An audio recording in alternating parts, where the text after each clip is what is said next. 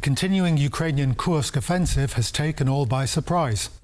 It has revealed lessons old and new about war itself. You still need to transport infantry to the scene to conquer land. Boots on the ground. They used to march, but now they ride. Join me, Jan Darasz, for how we got here. Armored vehicles have played a crucial role in military history, evolving significantly since their introduction. These vehicles, designed to provide protection and mobility on the battlefield, have transformed the dynamics of warfare. The concept of armored vehicles dates back to ancient times, with early examples including war chariots used by civilizations such as Egyptians. However, the modern era of armored vehicles began in the early 20th century. The first self-propelled armored vehicle was built in 1900 by John Fowler and Company in England, using a steam traction engine. World War I marked a significant turning point with the introduction of tanks. The British developed the first tank known as Little Willie in 1915. These early tanks were slow and cumbersome, but provided essential protection against machine gun fire and shrapnel. The success of tanks in breaking through enemy lines led to further development and refinement. Between the wars, advancement in technology led to the development of more sophisticated armored vehicles. The German army's use of blitzkrieg tactics during World War II showcased the effectiveness of tanks and armored personnel carriers in rapid coordinated assaults. The SDKF Z251, a German half-track vehicle, became a notable example of an armored personnel carrier capable of transporting infantry into battle while providing protection. Initially, armies used armored personnel carriers to transport infantry safely across the battlefield. However, as the need for vehicles that could provide direct fire support and engage enemy forces grew, the concept of the infantry fighting vehicle emerged. As their development continued, the Soviet Union introduced the BMP-1 in the 1960s, which became one of the most widely produced IFVs and is still widely in use. Today, infantry fighting vehicles are integral to military operations worldwide. They range from heavily armed to lighter, more mobile vehicles designed for reconnaissance and troop transport. The conflict in Ukraine has proven their relevance in modern conflicts, despite development of new advanced weapons such as drones.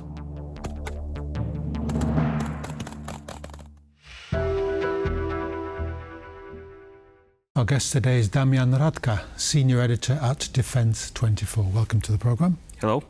We'll be talking about the evolution of the infantry fighting vehicle today.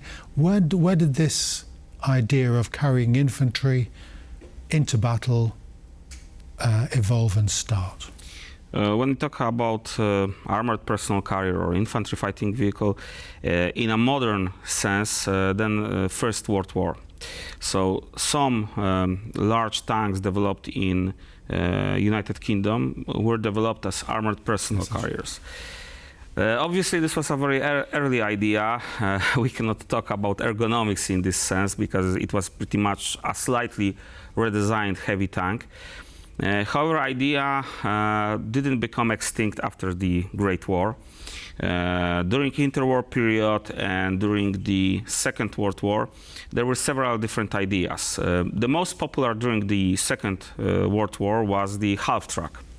So it was a tracked vehicle, but with steering wheels like in a simple truck. And most of these vehicles were based on the commercial civilian trucks or their subsystems like the engines, transmissions, etc. So this was one idea. The second idea that was slowly getting more popular during the Second World War was a fully tracked APC. The United Kingdom and the Commonwealth of the United Kingdom was the first to develop quasi-APCs. They were called kangaroos, and they were simply modified tanks without the turrets. And they were used as APCs with quite a large success. Obviously, it was not enough because, again, ergonomics was not a consideration here, and for an APC or other infantry carrying vehicle, ergonomics are very important. Of course, there were smaller vehicles like the very famous British Brand carrier. Yes. And obviously, it was like kinda APC, but it was too small to carry entire squad of infantry. The first APCs that we can consider as a modern vehicles were developed in United States sometime in 1945 to late 1940s to 1950s. And here we can talk about first APCs in a modern meaning, so with ergonomics in mind for the entire squad of infantry. Some of these vehicles were in the end too large, and they needed to scale down their size. And the first very, very modern APC, that we can call it like that, was the M59, developed in the United States, and later its successor and a very successful vehicle used today even in Ukraine, the M113. Yes, and the philosophy of use was that the infantry squad, 8 men or so, would accompany the tanks and vice versa. That was to be used as a team. Yes, this is true. This is working in a larger concept of combined arms. However, the APC have one significant weakness. It was designed as a so-called battle taxi, so it only carried infantry from point A to point B, and its armament was only for self-defense. Mm-hmm. The vehicle was never intended to participate in battle. Of course, theory and doctrine is one thing, practice is a second thing. For example, M113s in Vietnam, they often were used as fighting vehicles, carrying infantry, and sometimes they were not carrying infantry, but just extra weapons, and were used as like light tanks, for example. So this is where idea for a combat vehicle carrying infantry is slowly getting into practice. So in reality, the first ones to get to work with that concept were the Germans. During Second World War, the idea to use half-tracks was kind of like using infantry fighting vehicles. So the half-track was not leaving infantry after carrying it, but it was accompanying them and carry them through a position and supporting with fire from machine guns. And the Germans were developing more vehicles like that after the war.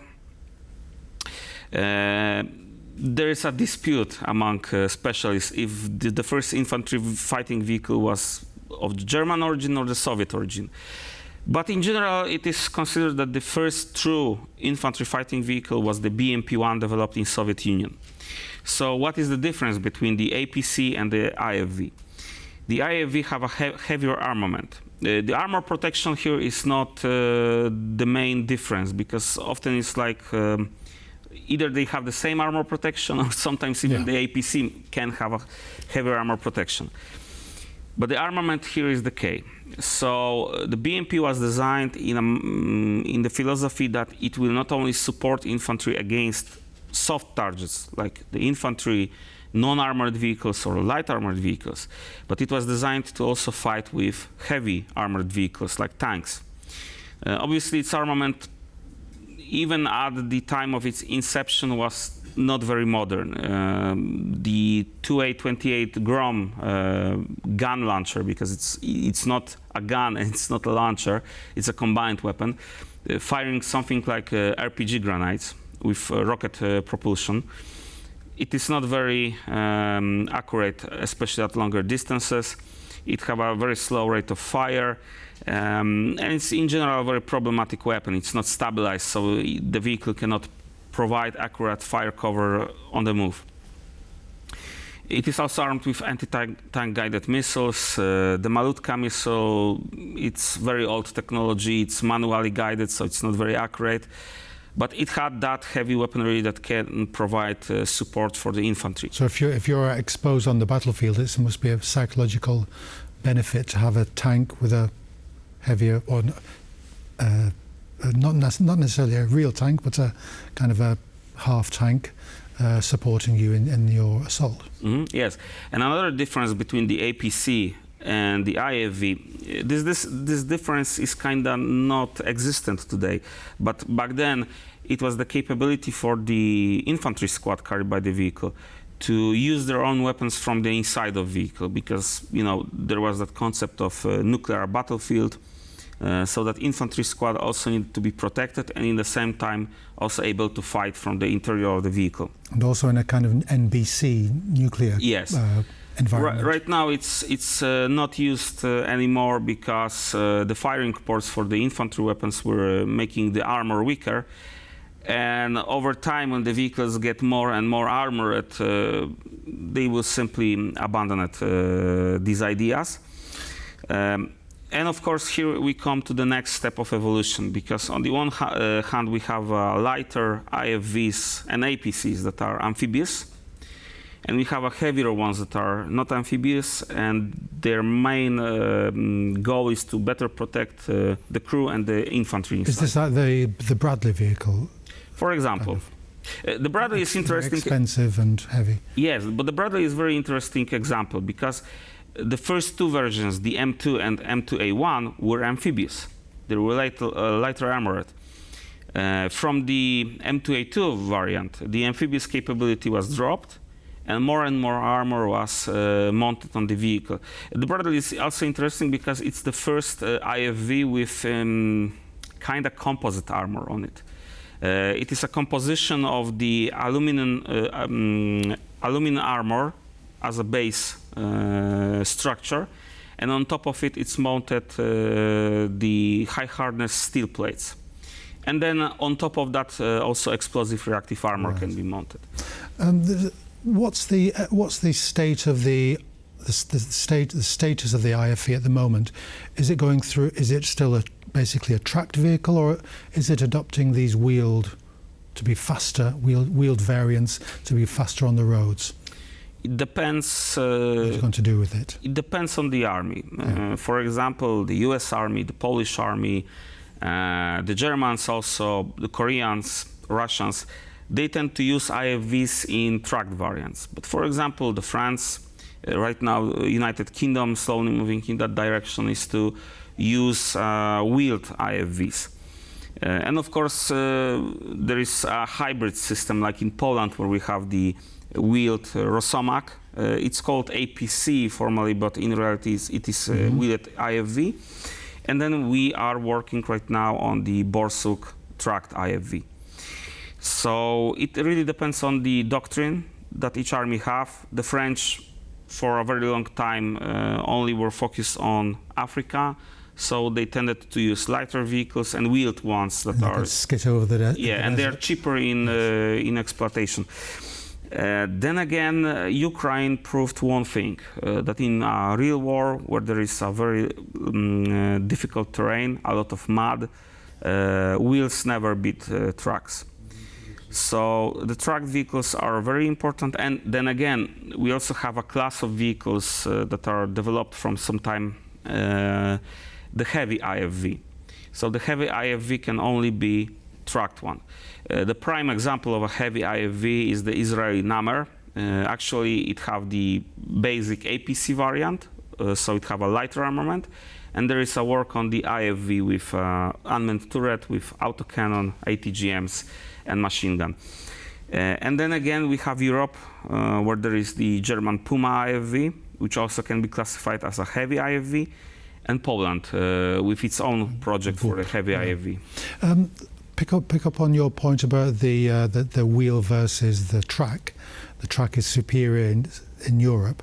What's your take on this? The use of 4x4s, the Toyotas, the Technicals that we see in low-key wars. We've seen them when the ISIS forces took over the Iraqi forces. A few years ago, they